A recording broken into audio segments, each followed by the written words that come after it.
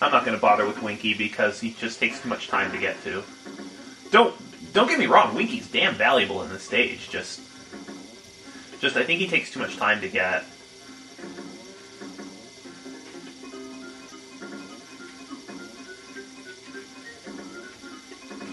I'm not going to be hitting the DK barrel anytime soon either, but midway marker's just as good.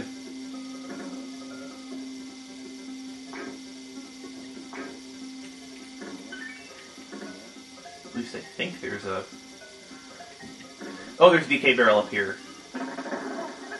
Like it matters anyway, because the main threat in this stage is from falling. I think the bonus is over here. Yeah, there's a bonus over here.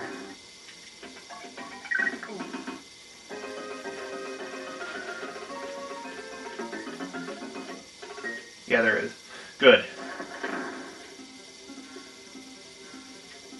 That's a hard jump to make also.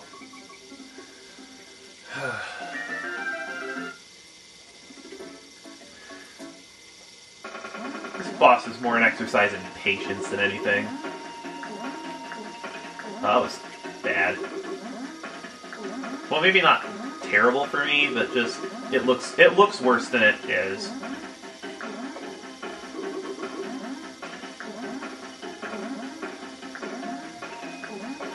There we go.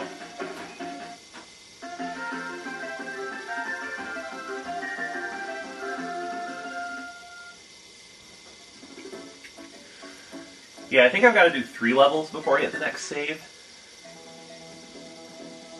Fear Factory! I really like the remix of this in DKCR. Like, they kept most of the original instrumentation, but they made it sound even more sinister. I don't know who the sound director was for DKCR, but I know David Wise was credited in the... Oh, right, you have to do it this way if you don't land from there. Yeah, I don't know.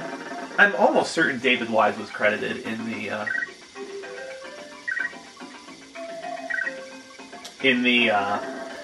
sound credits for DKCR, but I don't know who the actual sound director was for Retro.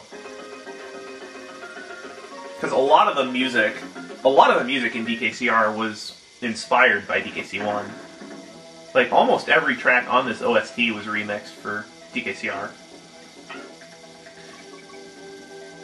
I mean, if I get some more good time trials, I may make some more DKCR videos, but I doubt it. Just because I'm really frustrated with the game at this point.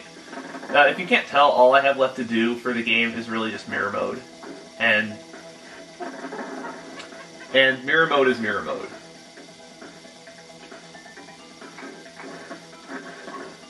I love the game. I love the game. I think it's an amazing game. What makes DKCR so good is that it toes the line between being really difficult and frustrating perfectly.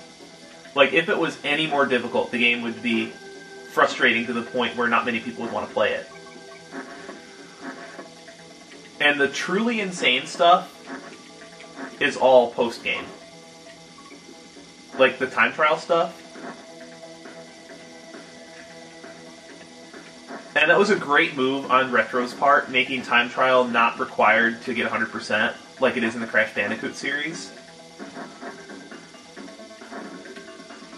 Because in the Crash Bandicoot series, you need to get at least all gold relics to be able to have 100%, because gold relics actually add to your percentage.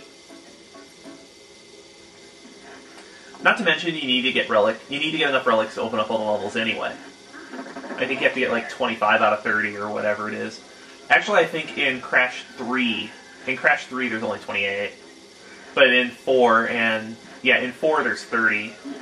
And in the GBA ones, which frankly weren't that good, you need to get relics for 100% anyway. The Platinums are obviously just for bragging rights, but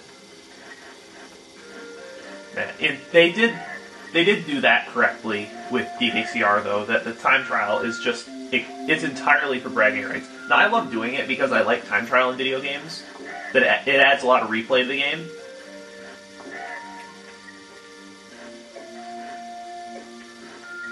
It's just, it's less enjoyable in that particular game because the game is so difficult to begin with.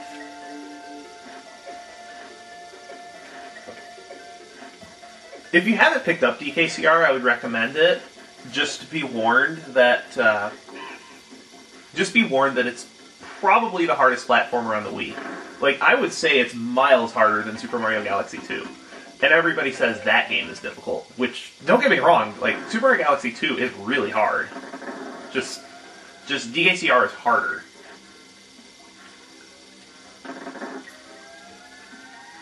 I love both games. I think Super Mario Galaxy 2 is a better game than DKCR.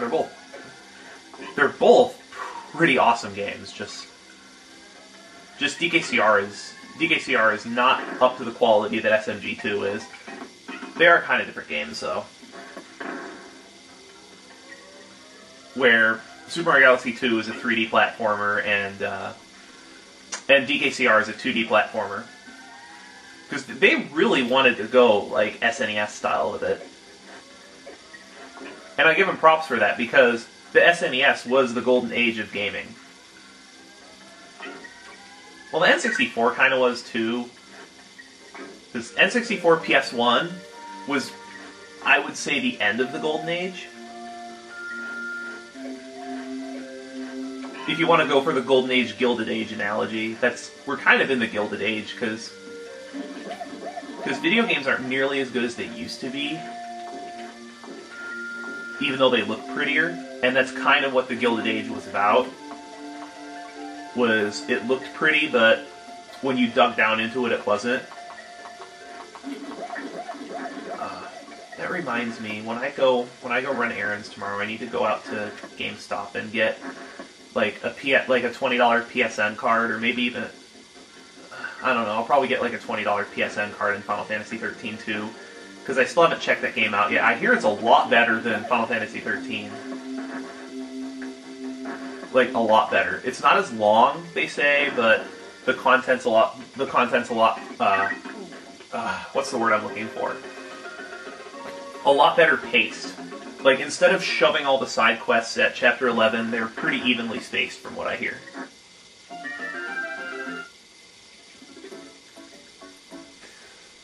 And that was my only real gripe with FF13, was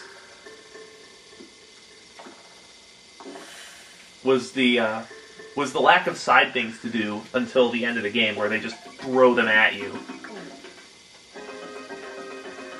I'm guessing that was done because of the emphasis on 13 with story, as well as possibly to preserve game balance.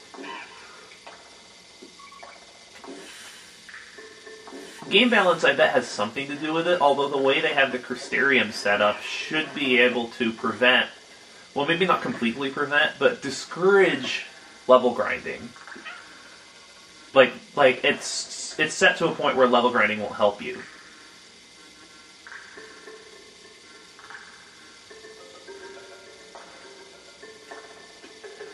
I mean, I guess you could get more AP, CP, used to Final Fantasy X, which is the last system they did that in. I mean, I guess you could just get more CP and then use it as soon as you move on to the next section, but that's kind of trivializing the game as it is.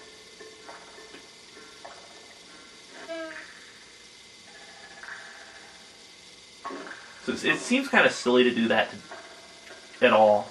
Great, I missed the platform.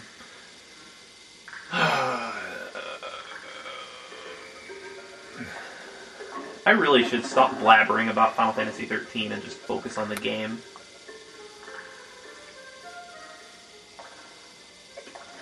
Well, this guy. That guy's annoying. I know there's a bunch more of them in this stage. I think there's one particularly annoying mini-necky towards the end.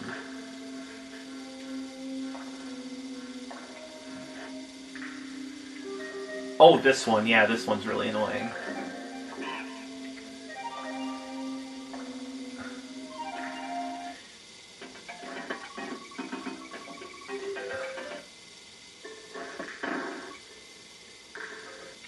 Okay, save point. Where are we? Ooh, that's good pace. Well, I'm going to change my tape.